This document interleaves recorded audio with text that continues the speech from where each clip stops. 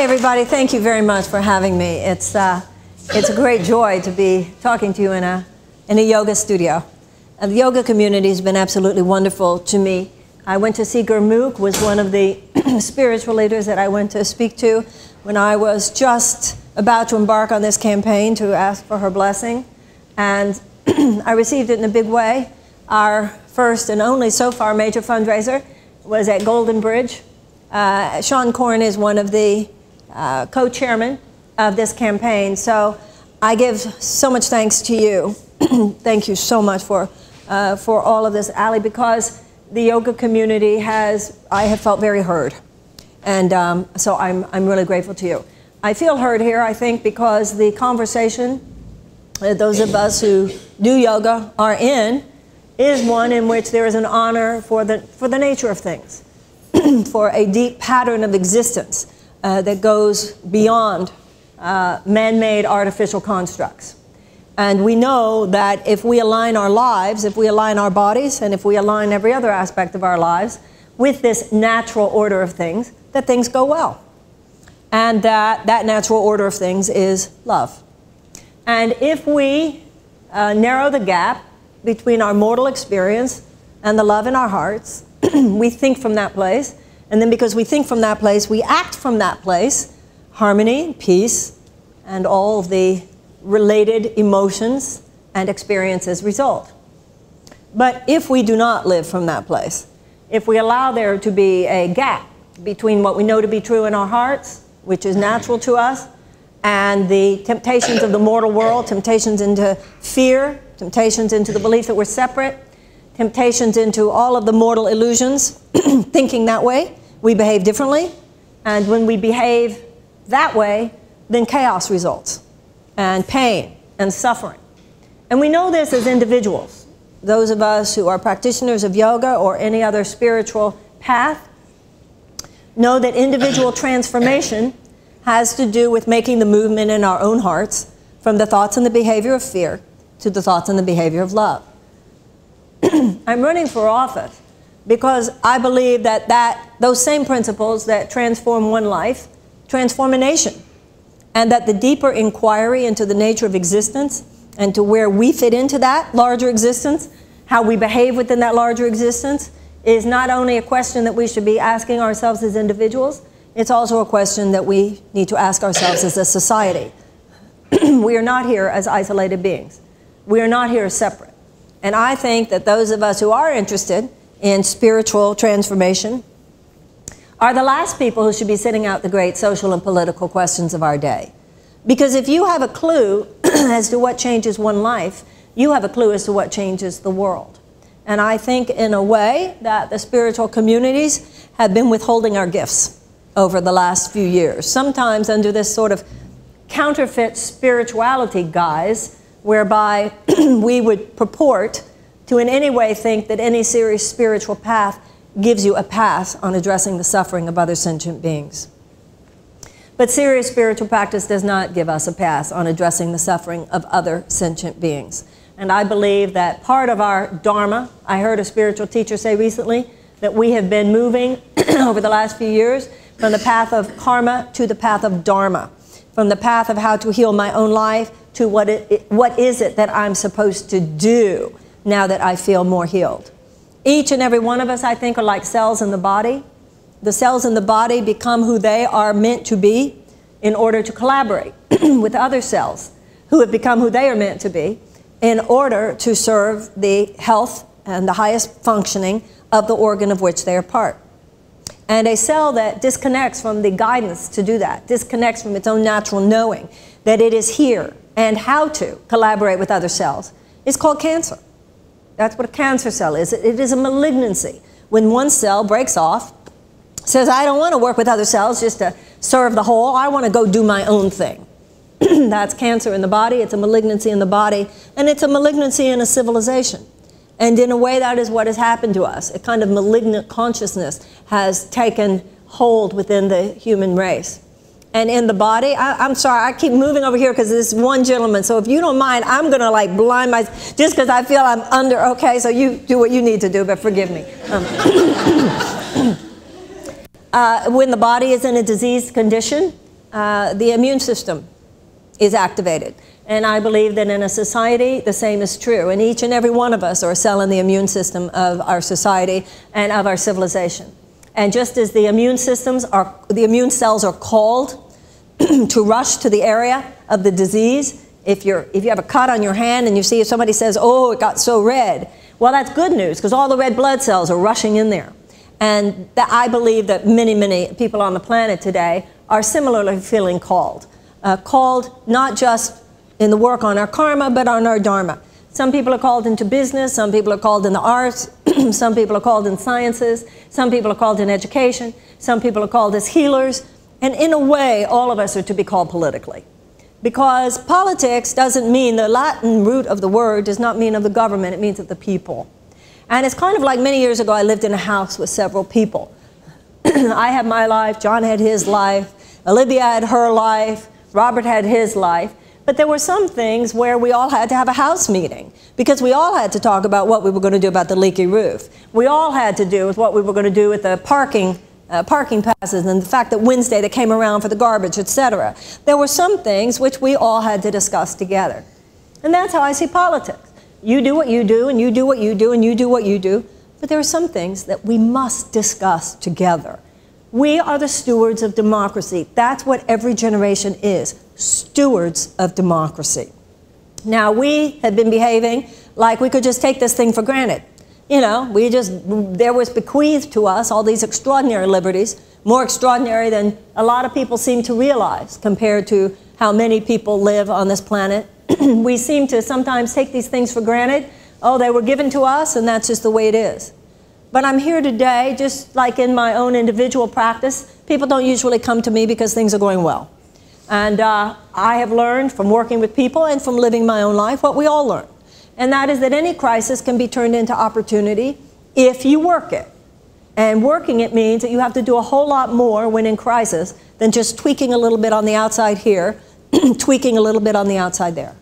If your life is in serious crisis, whether you're an addict or you were diagnosed with a life-challenging illness, bankrupt, your spouse left you, whatever it is, you know that in order to truly transform your life, you have to undergo a deep inquiry. Who am I really? Do I even stand on the principles I say I stand on? What do I believe really? And where are my own shadows? Where are my own defects? Where do I have to address some things within myself? Where do I have to change? And when you do embark on this inquiry, nature supports you. Life is merciful if we do the work that needs to be done. And it seems to me that just as they say that an individual is as sick as its secrets, a country is as sick as its secrets as well. And the United States needs very, very much to embark, I believe, on that same level of deep inquiry. Are we even who we say we are anymore? Are we truly the democracy that we say we are? Are we the land of the free that we say we are? Are we the land of the just that we say we are? What are our own character defects? What are the things we have to atone for? Where are the places that we have to change? And just as if an individual embarks on this inquiry, the transformation does occur, I believe that if a country embarks on this inquiry, the transformation will occur. However, if the individual does not embark on that inquiry, terrible things can happen. Most of us have known people who drank too much, did too many drugs, and if it got bad enough, you find yourself saying to a mutual friend or family member, you think we ought to do something? And that's code for, do we need to do an intervention here? Has it gotten so bad that if we don't do an intervention, they could like OD, they could die. And I believe, and this is why I'm running, I believe that the collective patterns of the US government have gotten so reckless and so irresponsible that there needs to be an intervention here. There needs to be a serious pattern interruption. And looking to the political status quo to deliver us from these terrible problems is increasingly naive to ridiculous because they created these problems. And until the American people step in, that's how the abolitionist movement worked. Abolition didn't occur because one of the major political parties said, let's free the slaves. It happened because people, based by the way, on a spiritual community called the Quakers, said, let's do this. The political parties came after. Why do we have women's suffrage? Because individuals, based on a spiritual community, again, the Quakers, Susan B. Anthony and Elizabeth Cady Stanton were Quakers, said, let's do this. The parties picked it up later. The civil rights movement, Southern Christian Leadership Council, Dr. King, he was a preacher, said, let's do this, and a political party picked it up later. I believe that it's time for another great movement in American politics and American society to look to the political status quo or to either major political party to lead us into this is unreasonable to me. If I thought that was going to happen, I wouldn't be running. As I said, those of us with a perspective that has to do with us as more than just economic creatures, truly where we stand within the universe and what our society means, not only politically but philosophically. Because that was the importance of the founding of this country. The founding of this country was not only significant in political terms, the founding of this country was significant in philosophical terms. We repudiated aristocracy in 1776. We repudiated a system that said all the goods, all the major resources of the country belong to the king, the queen, and their cronies, the aristocracy. They'll take everything they want, and when they are done, whatever crumbs are left, the rest of you can fight over. We repudiated that in 1776. We have subconsciously recreated it, ladies and gentlemen. We repudiated an aristocracy in 1776, and it is time to repudiate it again. It is time for us to recognize it is time for us to recognize that something very serious has occurred here. We now have a combination of shrinking civil liberties, expanded corporate influence, and domestic surveillance, which is nothing short of a direct threat to our democracy. This is a time of peril. We are making a mockery these days of the Gettysburg Address. We have gone from a government of the people, by the people, and for the people, to, for all intents and purposes, a government of a few of the people, by a few of the people, and for a few of the people. Lincoln stood on the battlefield at Gettysburg, where tens of thousands of men had died, presumably horrible deaths. He said that they had not died in vain, that they had died so that a government of the people, by the people, and for the people would not perish from the earth. Let us not be the first generation to wimp out on the task of doing what needs to be done so that, in fact, the government of the people, by the people, and for the people does not perish from the earth. Until we, as a generation, take a stand, and I mean a big stand, a stand that has to do with running candidates, a stand that has to do with making sure that these candidates win, and a stand that needs to be taken both inside Congress as well as outside Congress for a constitutional amendment to outlaw the undue influence of money on our politics. What will continue to happen is that moneyed forces will continue to wield such disproportionate influence on our government as compared to that of the individual average American citizen, that those who have no money in our society, those who wield no financial leverage, will continue to have their rights and their good and their needs shoved to the side to the point where we will continue the trajectory that we are already on. I don't know if the average American, and I believe in the American people, the American people are not the problem here. Martin Luther King said the American people are far more compassionate than the U.S. government.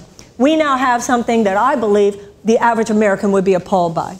We have, among all industrialized nations, the second highest child poverty rate. We are second only to Romania. We have 1 in 5 American children living in poverty, 1 in 5 American children food insecure. Why do they use that term, food insecure, rather than hungry? Because a lot of these obese children are actually malnourished. We have, because we do not have universal preschool, people who cannot afford to send their children to preschool, the child who didn't go starts kindergarten day 1 behind. Because the kids who did go to preschool are already starting to play with the numbers and the letters. If we do not help that child who did not go to preschool learn to read and catch up in their reading level by the 2nd grade, statistically, they are on a 50% probability track to incarceration. If we do not catch them up on their reading within 2 years after that, by the 4th grade, you can see a direct relationship between how many American children cannot read in the 4th grade and how many prison beds will then be built. We have the highest mass incarceration rate in the world, higher than Russia, higher than Iran, higher than China. we have 2.4 million people in the United States who are incarcerated. We had 300,000 during the 1970s. 500,000 of those are nonviolent drug offenders. And for an African-American male today, every African-American male in the United States today stands a 1 in 3 lifetime probability of incarceration. I need to tell very few people in this neighborhood about the corruption of our food supply, what GMOs are doing, what herbicides are doing, what pesticides are doing, and so forth. I'm sure you're all aware that 1% of the American population controls 38 to 40% of the wealth. 60% of the American people are living on 2.3% of the wealth. Come on. Just as body has to, in the body, blood has to circulate in the body, for the body to be healthy, opportunity has to circulate in a society for the society to be healthy. There's a lockout in America today. And the fact that you and I living here are not locked out doesn't mean that this is not our business. Because anything that's really bad for America is ultimately going to be bad for all of us.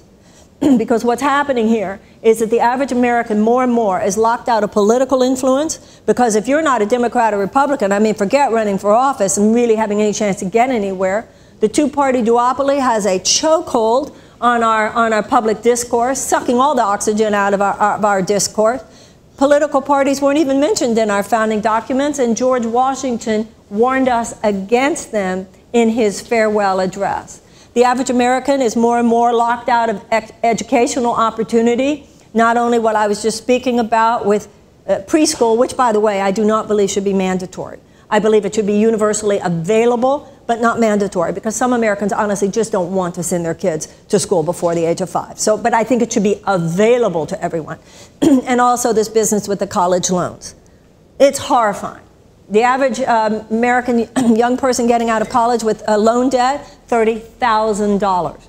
Once again, none of this came from nowhere. There were very specific banking policies, very specific trade policies, very specific tax policies that made all this happen, including this college loan issue. This came from very specific legislation by which our government withdrew its subsidies for college loans. So what you're getting is more and more that not only do you have to be rich to do others, you have to be rich to go to more and more to go to school to get a good quality education in America. So whether it has to do with economic opportunities, such as the things we've seen in the last few years, educational opportunities, or political opportunities. And the political opportunities, if you don't either have wealth or access to wealth, don't even think about trying to run for office in America today. For me personally, I saw 400,000 people on Facebook, 200,000 on Twitter, and I thought to myself, I could possibly run a competitive race, because if everybody who I know thinks this way would give $5, then I could do this. And this is a genuinely grassroots campaign. So this is basically where I'm coming from. Martin Luther King said that the desegregation of the American South was the political externalization of the goal of the civil rights movement. And the ultimate goal is the establishment of the beloved community. So that's much how I see this. You know, politics is both an inside and an outside job. I think that the cancer underlying our cancers on an external level, the issue underlying all these other issues on an external level, does have to do with getting the money out of politics. Other politicians will say, send me to Washington, I'll fight the oil companies, I'll fight the chemical companies, I'll fight the health insurance companies, I'll fight Big Ag, I'll fight the prison industrial complex, whatever. And my conversation with you is, why is it always a fight? Why should it always be a fight for the American people to feel reasonably guaranteed that our basic rights, what should be considered our basic rights in the society and our basic needs, should be met? I don't think that just tweaking things on the outside is going to make all this happen. I don't think that democracy is just broken in Washington on an allopathic level. It's broken on a holistic level. It's broken in our minds and it's broken in our hearts. Too many of us disengaged. And if I'm working with an individual, including myself, on what went wrong, there's always, how did I contribute to this? And I can say this to a spiritual crowd because we are in that inquiry. How did we contribute? And I think for those of us who thought that we could ever take our eye off the ball, have learned something from this. It's not midnight, ladies and gentlemen. I do believe that it is the 11th hour. And I do believe that just as with abolition and just with women's suffrage and just with the civil rights movement, it is time for a serious pattern interruption.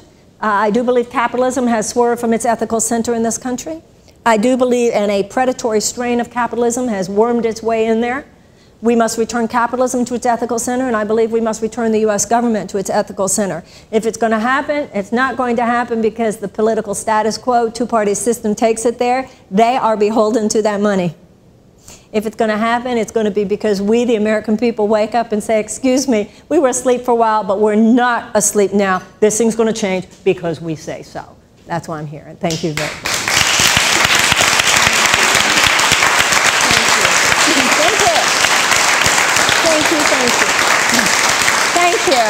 Thank you so much. And now we talk about anything you want to talk about. Ask anything you want to ask, and we'll discuss anything you want to discuss.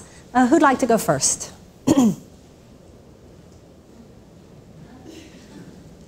Yes, what would you like to ask? When you said Martin Luther King, did you mean a junior or senior? I meant Martin Luther King Jr., and thank you for pointing that out. Thank you. Thank you. Thank you. Yes, sir. All of your points are extremely valid, but we have gerrymandered so many districts now, there's no need for anyone to go to the center. You're either extremely to the left or extremely to the right. How do we fix that? Well, I have good news for you. California fixed it. 3 states have depoliticized their gerrymandering: California, Iowa, and Florida. And I wouldn't even be running otherwise for exactly what this gentleman is saying. Politicized gerrymandering, as he's saying, is where basically the candidates choose the voters rather than the voters choosing the candidates. California, under Governor Schwarzenegger, depoliticized our gerrymandering. Otherwise, I couldn't even be here, because what's happened is District 33, now 40% of District 33 is the South Bay, which has only been part of this district for 2 years. Means they do not have the emotional relationship that many people who voted for the incumbent for 38 years have had. You're absolutely correct. Until we get rid of the politicized gerrymandering, we're not going anywhere on this problem. But good news, California has. Who's next? Yes, Linnea. I was just asked if a vote for you could split the vote. Yes, vote for me could not split the vote, and I'll tell you why. Once again, when they depoliticized the gerrymandering, another thing California did is to create the open primary. The open primary, which, by the way, is June 3rd. Make sure, please, you're registered by June 3rd. Talk to your friends about this, June 3rd, June 3rd. The top 2 vote getters will then go to the election in November. So there isn't an ultimate election where there are 3 people and you could split the vote. There will be 2 people. And no matter how the dice fall, there's going to be at least one serious progressive of those 2. Unless the landscape changes so radically that, in a way, nobody can even. Does that make sense? Thank you. Who's next? Yes, sir. Can you speak to those who are interested in what your qualifications are to be running for this? I'm sorry, what did you say? Can you speak to those who wonder what your qualifications are? Qualifications? What makes me qualified? I'm an American. I've lived here my whole life, and I have some things to say about that. The fact that any of us think that anybody needs to be qualified, other than according to what the founders had to say in the Constitution, that's part of the problem. This myth that has been created of the political class. The House of Representatives was intended to be the people's house, it was called. It was intended to be the house of what's happening now. That's why there's an election every 2 years. The founders thought the candlemaker would come in for a while, the shopkeeper would come in for a while, the farmer should come in for a while. We should be concerned about the fact that there aren't more teachers, scientists, activists, and so forth. This idea of the political class is something that has been made up, then propagated so that other people think, well, what do I know about politics? You know, it's very interesting about the Constitution and about the founders, because there are places where what they did not say is as profound as what they did say. I'll give you an example. Even the job of President of the United States, lived here for 14 years, born here, and at least 35. Even for the president, there's nothing like you had to have been a congressman, you had to have been a senator, you had to have been a governor, you had to have been a lawyer. They were leaving it to every generation of Americans to decide for themselves what skill set they felt was most needed to address the challenges of their time. The incumbent in this case has been there for 38 years. So he is well entrenched in the calcified thought forms that dominate that institution. I have not been. I feel, having not been, I actually am more qualified for the position of delivering us to a new American conversation than is someone who has been for 38 years. My skill set is not about how to allopathically fix things. My skill set has to do with asking deeper questions, articulating deeper questions, from which will come the only really deep answers. Because that's the skill set that I have. I really don't think the question is what makes me qualified to do what he can do. I think the bigger question is what makes him qualified to do what I can do. That's all. I think the idea of, hello, Felicia, I think the idea of electing more and more of the political status quo is, well, it's nothing I want to do, and I'm running because I didn't hear anyone or think that there was going to be anyone articulating the conversation that I, in my heart, want to hear articulated in a political debate. Yes, sir. America became great because it was all about change. And it was all about what's next. And That's right. We're now involved in this pattern of complete blinders and lack of a global thinking. Right. Lack of being able to look out and say, what was good about the Europe that we came from? Exactly. What's good about other societies, because they're so arrogant. That's right. Can you, to you, why is it that we have shifted our focus from being so forward-thinking and progressive in terms of, building new ideas and gone to this very puritanical, rigid mindset and allowing the corporatocracy to control us? Because the political system was invested in our blindness. You don't see this kind of myopia in the private sector. If you're looking at a car company, or you're looking at a computer company, you're looking at our entrepreneurs, they're looking out into the world. They're looking at what Russia's doing, what China's doing, what Japan is doing, because they want to compete. So once again, the spirit of the American people is just fine. We're as entrepreneurial, as new, as what's happening now, as we have ever been. We have a political system, however, which has formed a kind of lockout.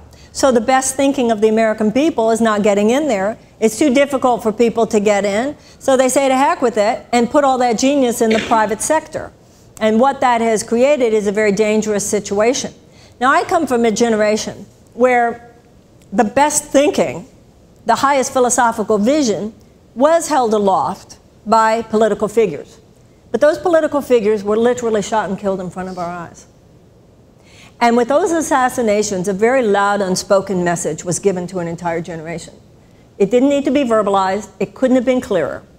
There will be no further protest. You will do whatever you want to do in the private sector. Leave the public sector alone to whoever wants it so bad they're willing to kill to control it.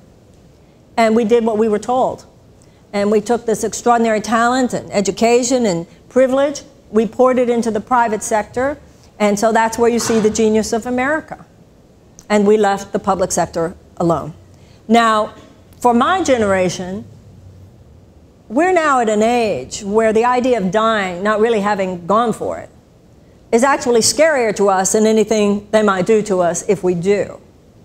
To a younger generation, we now have, particularly with the millennials, we have a generation ready again to really go out there and try to heal the world. But I think the conundrum where we are is a legitimate, quite valid cynicism about electoral politics. But that cynicism, I believe, needs to be challenged because ultimately it becomes just an excuse for not helping. A lot of people are very involved with NGOs, very involved with activism. I founded Project Angel Food here in this city, the AIDS charity.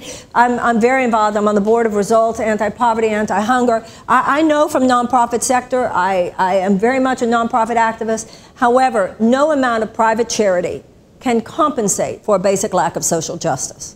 It's got to be both and. So we can talk about why it happened, because they got control of the electoral system and they built it in such a way as to create the kind of lockout I'm talking about. Why it happened, we can see. The issue is the only way it's going to change is if we change it. Because the best thinkers in America are the kinds of thinkers that you said. Those people, why would they run for office at this point? That's a problem. Does that make sense? So quiet. Yes, yes, ma'am. Teresa said, I'm never going to go to a war protest, but invites me to a peace rally and all this. And I wonder if, all of this fighting the system and trying to change to get rid of the negative, it's like an expensive energy to fight something rather than create something. Okay, did you all hear what she said? There is a difference between denial and transcendence. Transcendence is where you look at the darkness and you pour the light so that there can be a change. This counterfeit spiritual notion that you're too spiritual to involve yourself with something like starving children. You're too spiritual to involve yourself in something like the terrible injustice by which people here can go smoke marijuana anytime you want, but if you're an African American person living a few miles from here, watch out, you could get a 10-year sentence. So I don't see anything spiritual about that. Now, Mother Teresa, with all due respect for Mother Teresa, she did extraordinary work. No one would in any way take that away from her. What she did in addressing the horrific suffering of thousands, if not millions of people, deserves the most extraordinary respect and admiration. Having said that, she never called the Catholic Church on a damn thing. And she is not known as someone who stood up to the social and political forces that made all that poverty inevitable. And I believe as citizens, we're not Catholic nuns. That's the difference. A Catholic nun is very different than an American citizen. Because a Catholic nun, she did as she was told to do and did what she could to ameliorate the suffering that the system created. Not that in any way I'm saying the Catholic Church created poverty in India, because they didn't. American citizens, we have more power than that within our system. Our power is to not just fix things on the outside, but to address the underlying forces that make all that suffering inevitable. So the whole model of accepting the injustice and then working to build something better, while within certain contexts and certain people's lives might be appropriate, that's not what America's about. America is not about accepting all the forces of injustice, but doing what we can to address the suffering. America is about calling systems to account, not demonizing individuals, but calling systems to account that make all that suffering inevitable. Does that make sense? Yeah, I guess I didn't mean to emphasize Mother Teresa as an example of, it's a personal confusion, where it seems to me that if you're focused on making something better, that somehow you don't hear the noise of the people trying to bang on your door and cut you down. You're going toward this place. And so it's more of a question of, Yeah, I understand. You know, there's a lot of conversation here. I don't think there's anything negative about yelling fire if, in fact, the house is burning down. What I think is negative is the widespread complacency and the lack of moral outrage among the American people. So sometimes naming a problem, you know, if somebody comes to me, and many people here would know this from the recovery movement, there's nothing positive about not admitting you're an addict.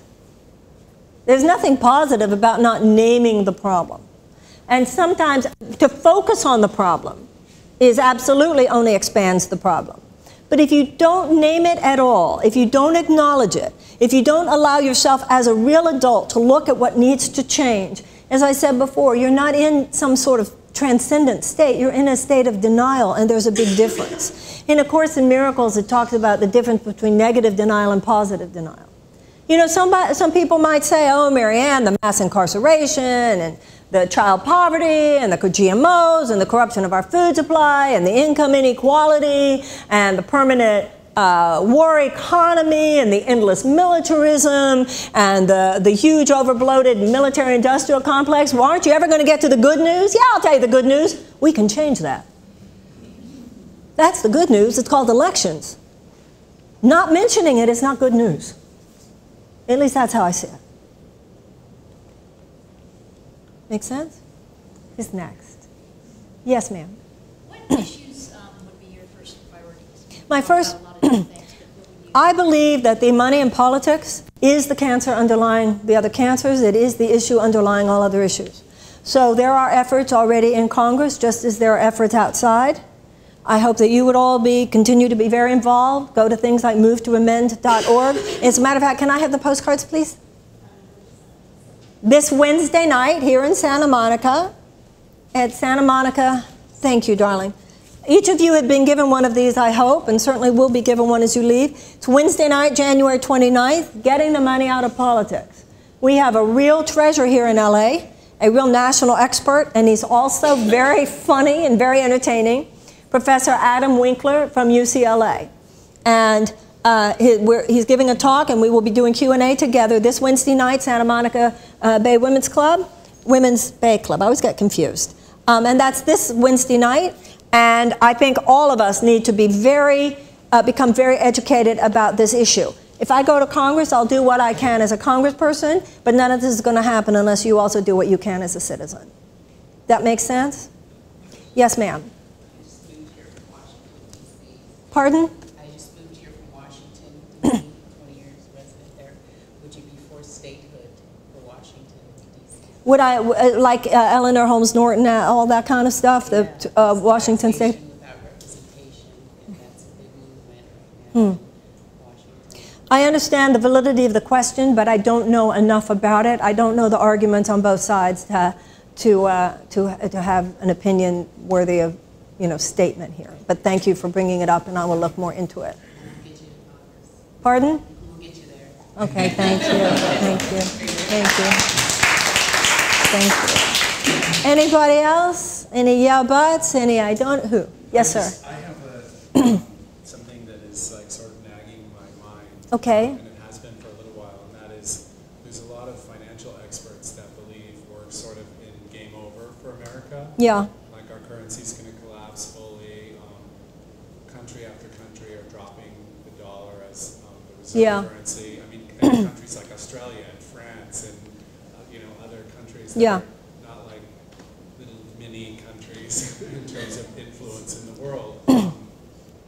So I'm just curious what your take is on that in terms of, in many ways, it's game over for America. I mean, during our government shutdown, the Chinese government said it's time for a decentralized, de-Americanized world. So we're in this thing where I think that love and governing by love is what really is going to rule the world in the future, because the dollar's made up. It's fake. We're all just in on this game. We want to be very careful here, and we need to be very mature adults. There's nothing beautiful about bread lines. We don't want the collapse of the American currency. We've had a real brush with some serious downturn over the last few years. We do not want to go there again. Whether or not an artificial bubble needs to iron itself out, of course. However, we do not want the scenario that you just described. In fact, if anything, we need to be very aware that we do not want it. And that would include making the moves necessary to actually put us back in a more conscious and a more responsible place. That has not occurred since this last recession. The bankers did just fine. The people who had done well before, we say the economy is up and going. It's going up just for the 1%.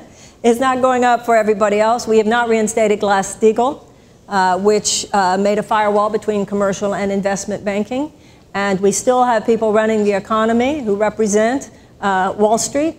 And until the American people get smarter about this, more aware of that, and actually start electing officials, asking them, who do you think should run the economy? Do you think the economy should be in the hands of the Wall Street bankers? Even the move afoot to audit the Fed, I think, is a very good idea. I think it's good and healthy that Americans are asking now why private bankers control our money to begin with. But we want a healthy economy in the United States. We don't wish for anything like the scenario that you said. The Great Depression was a very, very terrible situation. It caused untold amounts of suffering to millions of people. And what we just went through already is bad enough. We don't want to be going near there again. What we do want, however, are people who are at the reins, who are not just the people who caused the problem to begin with. And I think many of us have felt extremely disappointed to see this president make it clear that he was in that club as soon as he got there. And I think many of us were hoping for a real fundamental shift, which you were not going for if you put Timothy Geithner and Larry Summers at the helm of the economy the minute, the first week there. So I think that more and more people are waking up. I think that the main key to the revitalization of the U.S. economy is the education of our young. Not only the idea of preschool, but also college. This is absolutely outrageous that college itself, higher education, is becoming the purview of those who can afford it. That's not the American way. I do not take the paternalistic view that our work is to have a good job waiting for everybody who comes out of college. The way I see it is every American young person should be given the best education in the world. Then they would get out of college, and if they want to, they'll start their own $6 million company. Let them be the job creators, not just the workers for the man. I don't like that. I don't think that that's what America should be. I also think we need a 10 to 20-year plan to move from a wartime to a peacetime economy. If your whole economy is based on war, you're not cosmically blessed. You have no moral authority. And for those of us who believe that those things actually do have actual effect on how your lives unfold, for those of us who feel that in our own individual lives, that we have to try to make money and to live our personal economy according to the principles of righteousness as we understand them, or the universe won't support it, I don't think it's any different for a nation.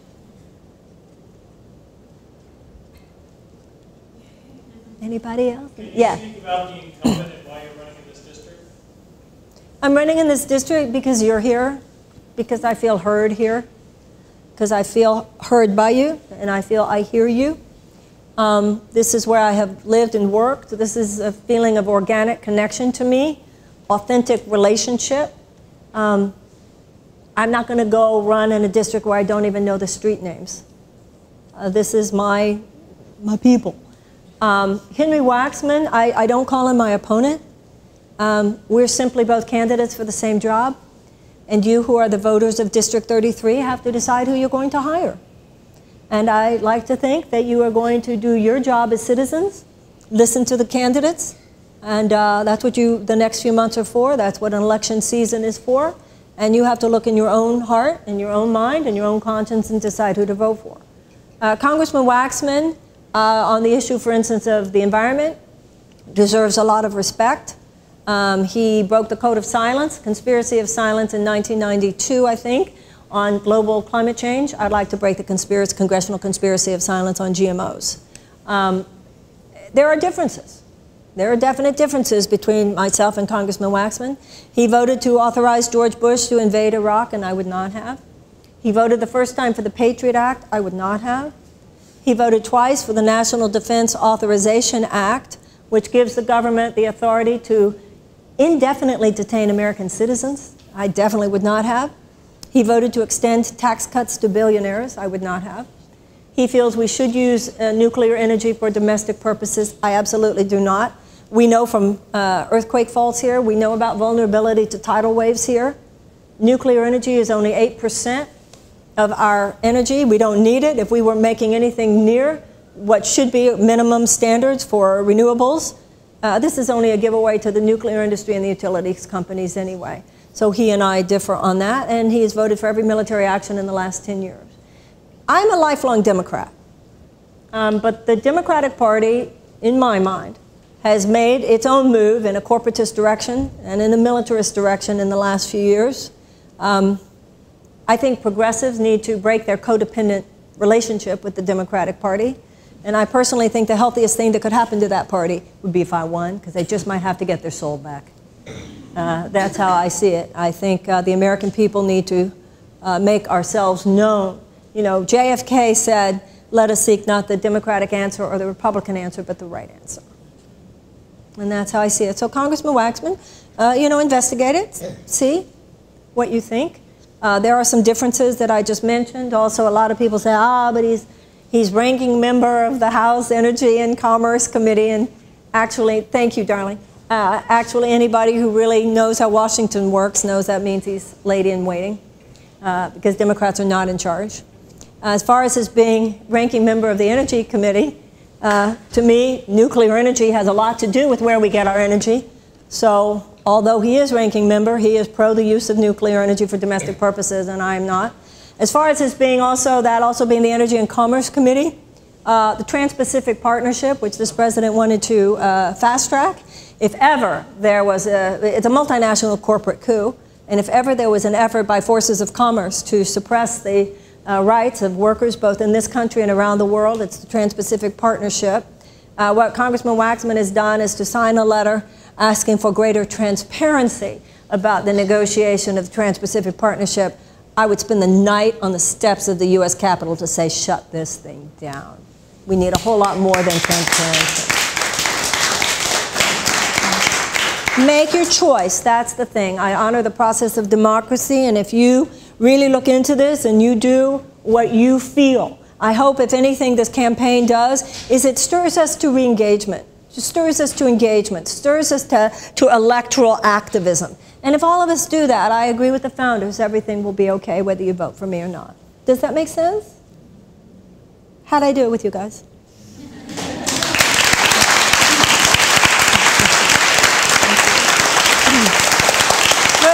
Thank you. Could I have the rest of the postcards, please? For those of you who are interested, as I said, Wednesday night, I like to think of this campaign as a journey we're all taking together. Educating ourselves is extremely important. It's not, we got to break the old paradigm of you're going to send me to Washington and I'm going to have a magic wand, because I won't. We all need to re-engage our citizenship. So I told you about this, and you'll be taking that with you. Also, every, could I have the other things too, please? The envelopes and the posters and, okay, every month, thank you so much, thank you. Every month we have a town hall. The town hall in February is in Rancho Palos Verdes. As I said to you, the South Bay is extremely important. For those of you who do wish to see this campaign successful at the polls, this is the thing. I know the energy is there. I feel it. I'm at these gatherings all the time. I know the energy is here in this district, and I know the energy is here in this country.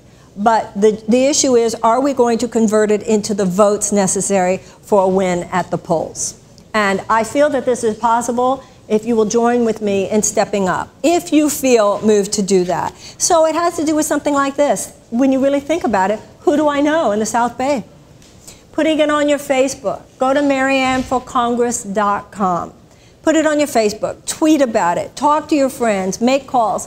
I'm not asking you to be obnoxious on my behalf. I'm not asking you to be pushy on my behalf. But I am asking you, if you do feel moved by this, to be vocal on my behalf. Ira Israel over there wrote a wonderful, wonderful article on Huffington Post, for which I'm extremely grateful. He used his voice to support my candidacy, and I hope all of you will think of this. I think many of you probably saw we were on the front page of the LA Times last week, and we were the cover story in LA Weekly last week. We were a cover story in LA Yoga magazine. So, you know, it's out there. It's just that we have a very limited time. That's the thing with a political campaign. We have until January 3rd. Also, if I make it... What did I say? I keep saying that. I'm so... It's January. June 3rd, June 3rd. The thing about the primary is, if I win, let's say I come in second to Henry Waxman, but there's a wide gap between us, people will still say, oh yeah, I mean, she came in second, but of course she could never win. So we need to more than win on June 3rd, we need to slam it on June 3rd. And so, June 3rd's on these cards too. Yeah. That, and then if you have, perhaps you would even be willing to do this here. If you have a business or you know a coffee shop or any place where you think they might want to put this in the window, I hope you will. And then if you, we keep saying thank you, $5 and $5 and 5 friends. This is a grassroots campaign. People who can afford to give a big donation already know that their donation matters. My concern is more people who don't feel they can give a big donation, who think their donation cannot matter. People who say, well, all I can give is all I can give comfortably is $10, so what does that matter? But it does matter if enough people do that. One woman on Facebook said, I got paid, I sent $10, and when I get paid again, I'm going to send another 10. So that was really moving to me. Somebody could give a $5 a month. For the next 5 months, that's a $25 donation. So I hope if you do feel moved by this, that you will consider investing financially at whatever level is comfortable for you, even if it's $5. And the energy of that. So that's that. That's this. That's the 11th. That's also every Thursday night, for those of you who feel moved, we do a volunteer meeting every Thursday night at The Source, pretty near here in Venice at 305 Rose. And that's where you'll learn how to be a volunteer, how to do the registration, tabling, and all of that, like all the marvelous volunteers and staff who are here. And you know, this whole issue about money, I'd like to talk to you about it for a moment. We have raised enough money to be considered a credible campaign. The issue, and that's a good thing, the issue is to raise enough money to be really a competitive campaign. And that simply has to do with the fact that we have over 700,000 people in this district and over 400,000 registered voters. And as you can imagine, I can't get to 400,000 people in groups like this. So I have great confidence in the American people. You know, people all over the world look at Americans and roll their eyes about us because of how often we are very slow to awaken to what's going on. Other people talk about politics all the time. We're distracted. Other people smell the coffee, and sometimes we sleep through it. However, no other nation would doubt. When we do wake up, we slam it like nobody else. And Winston Churchill once said about the Americans, he said, Americans can always be counted on to do the right thing after they've exhausted every other option.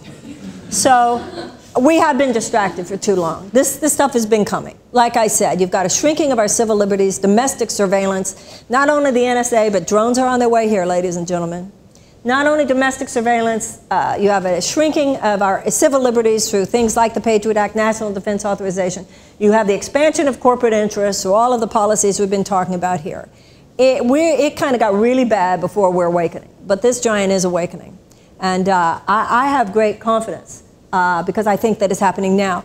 I remind you how significant and how powerful this district is. If we, whether it was me or anyone else, I would be just as passionate about it if it was someone else. If we actually elect in this district, particularly as an independent candidate, somebody who is running on the issue of getting the money out of politics, this will be a shot across the bow of the political establishment. It will get noticed, and I believe that it will really inspire and motivate other people around the country to run candidacies such as this. So if your heart's not with me, I honor that. This is democracy, but if your heart is with me, I hope that you will join with the rest of us. We're really going to step it up and make this happen. Other generations have done it. This is not the first time American democracy has been in trouble. We had slavery, but we abolished slavery. Women did not have the right of suffrage. We gave women suffrage through the 19th Amendment. Blacks in the South, there was segregation, there were the Jim Crow laws, etc. And then the civil rights movement occurred. So we have a long lineage of Americans who saw wrong but then did what it took to right it. And other generations before us, both World War II and all the movements that I just mentioned, it wasn't convenient, it wasn't pleasant, but they saw what needed to be done and they did it. And all I'm saying to you is, let's do it now. Thank you very much. God bless you. Thank you. Thank you. Thank you. Thank you so much. Thank you. I appreciate it very much. Thank you.